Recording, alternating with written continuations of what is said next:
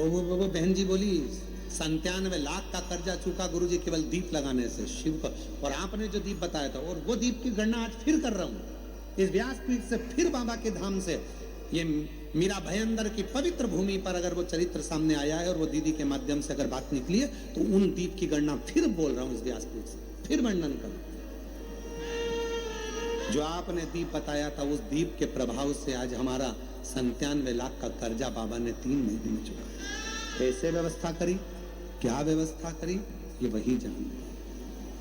वो 2 दीप आज अगर कथा निकली है ज्वालासुर की, तो अपने भीतर वो 2 दीप का महत्व अपने अंदर उतार कर रखी है। वो 2 दीप साधारण नहीं है, जो हमने पहले 7 साल पहले भी कथा के माध्यम से बताया था। यदि आप लोग YouTube पर कथा सुनते होगे, जब व्यक्ति हताश हो जाता है, कर्जे में लगा लूम हो जाता है, बहुत दुखी हो जाता है, कुछ भी नहीं रहता, फैक्ट्री नहीं चलती, व्यापार नहीं चलता, कोई काम नहीं चलता, ना कोई व्यापार चल पाता है, टूटकर आखिरी में सोचता है अब बच्चों का भरण पोषण कैसे करूं, परिवार को कैसे पालूं, मर जाऊं तो अच्छा है। मेरा उन लोगों से निवेदन है, मरना किसी चीज का हल नहीं, उसकी कृपा होना चाहिए, उसकी दया होना चाहिए, किसी दूसरे की सामर्थ्यता नहीं।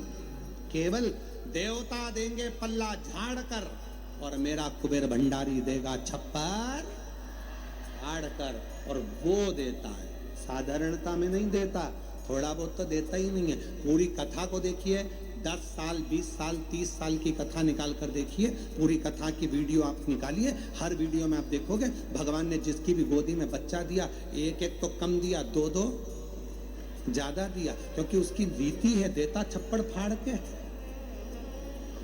थोड़ा बहुत तो देता ही नहीं है।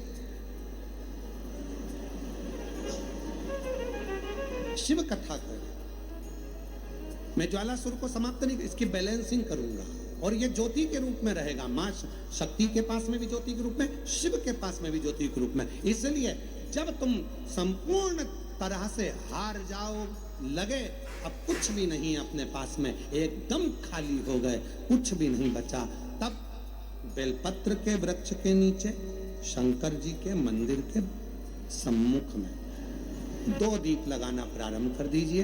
एक लंबी बाती का दीप, एक गोल बाती का दीप, एक शक्ति का, एक शिव का, दोनों दीप घी के, दोनों सामने रखो, बाबा को प्रार्थना करो। शिव मंदिर में लगाने के बाद फिर बेलपत्री के वृक्ष के नीचे जाओ। उस बेलपत्री के वृक्ष के नीचे जाना जिसकी छांव तुम्हारे ऊपर पड़े।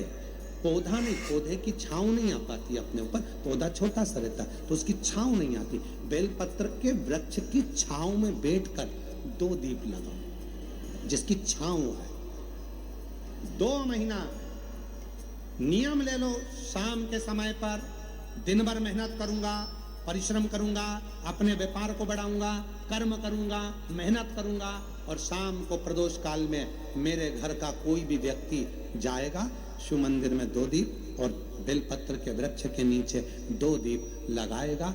2 महीना इंतजार करना, मेरा बाबा हाथ पकड़कर तुम्हें ऐसा दौड़ाएगा कि शिव अपने आप करुणा करने लगेगा।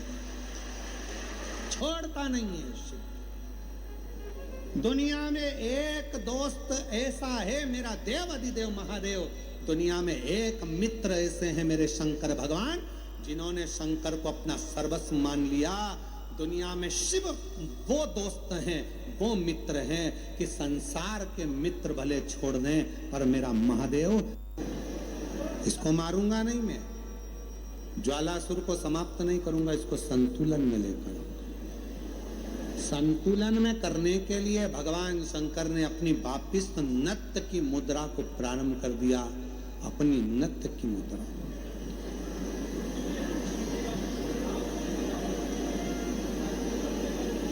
और जो भगवान ने नृत्य की मुद्रा को, नट लीला को करना प्रारंभ करा कि वो जो ज्वालासुर था उसकी अग्नि शिव के चारों तरफ परिक्रमा करने लगी, और वो ज्वालासुर आखिरी में शंकर भगवान की शरणागति में पड़ गया। बाबा भोलेनाथ कृपा करिए, दया करिए। शिव जी मुझ पर कृपा करिए। शंकर भगवान ने कहा, क्या चाहते हो ज्वालासुर? हम जानते हैं कि तुम मेरे द्वारा प्रकट हुए हो, तुम समाप्त नहीं होगे। मैंने तुम्हारा संतुलन बराबर कर दिया है ज्वालासुर। तुम्हें कुछ चाहिए तो मांगना। ज्वालासुर ने कहा बस बाबा ऐसी कृपा कर दो कि मैं आपसे दूर ना रहूं, आपसे दूर ना रहूं। और ये शक्ति मां जगत जननी जगदम्बा अंबा भवानी के कहने पर आपने नृत्य किया था, तो मैं मां आद्य शक्ति से भी दूर ना रहूं और आपसे भी दूर ना रहूं। शिव और शक्ति से मुझे दूरी सह नहीं जाएगी।